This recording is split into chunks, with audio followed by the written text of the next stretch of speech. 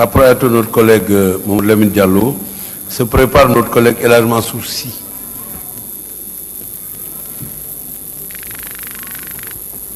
Merci, Monsieur le Président.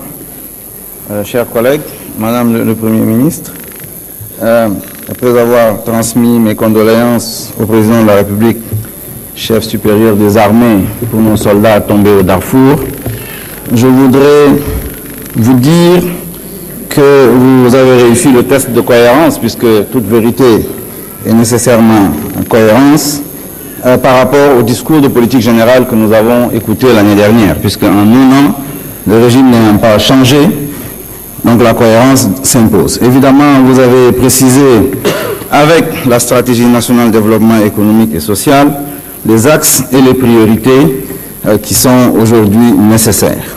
Vous avez dit des choses intéressantes, vous avez relevé la nécessité de l'industrialisation, vous avez précisé les priorités, l'agriculture, l'énergie, les infrastructures. Vous avez enfin dit précisément que vous allez mettre en place un mécanisme de suivi et d'évaluation. Je salue votre courage, votre détermination, vous avez ma confiance.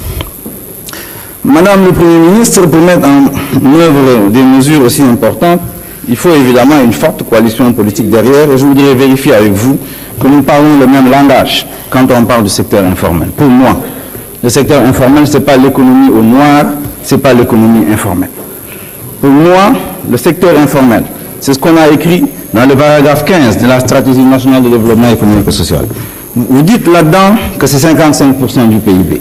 Vous dites là-dedans que c'est le secteur refuge où les jeunes vont pour chercher des emplois. Donc l'emploi rime avec le secteur informel. Et par conséquent, je voudrais que vous prêtiez une grande attention au développement du secteur informel. C'est la seule voie qui va vous permettre d'avoir les 6% de croissance économique dont vous parlez, dans une période où effectivement nous avons des risques sur naturellement les recettes fiscales.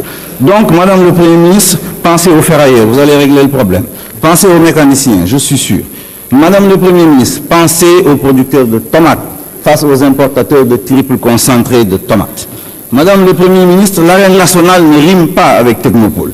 Madame le Premier ministre, refondez la justice, je suis d'accord avec vous. Allez de l'avant. Le Conseil supérieur de la magistrature, s'il vous plaît, doit, à mon avis, être présidé par le président du Conseil constitutionnel, le président de la Cour suprême. Cette justice est importante pour attirer l'investissement direct étranger. Toutes les études le montrent, je sais que vous allez le faire. Madame le Premier ministre, la route Fatick-Kaolack, la route bloque. Ce n'est pas normal. La justice a tranché. On a voté 10 milliards l'année dernière. Nos parents qui quittent Fatick et Kaolack sont fatigués. Il faut faire cette route. Cette route doit être faite par Jean Lefebvre. La justice a tranché. Il faut le faire. Il faut que la route signe ce contrat et qu'on aille de l'avant. Je vous remercie. Merci, chers collègues.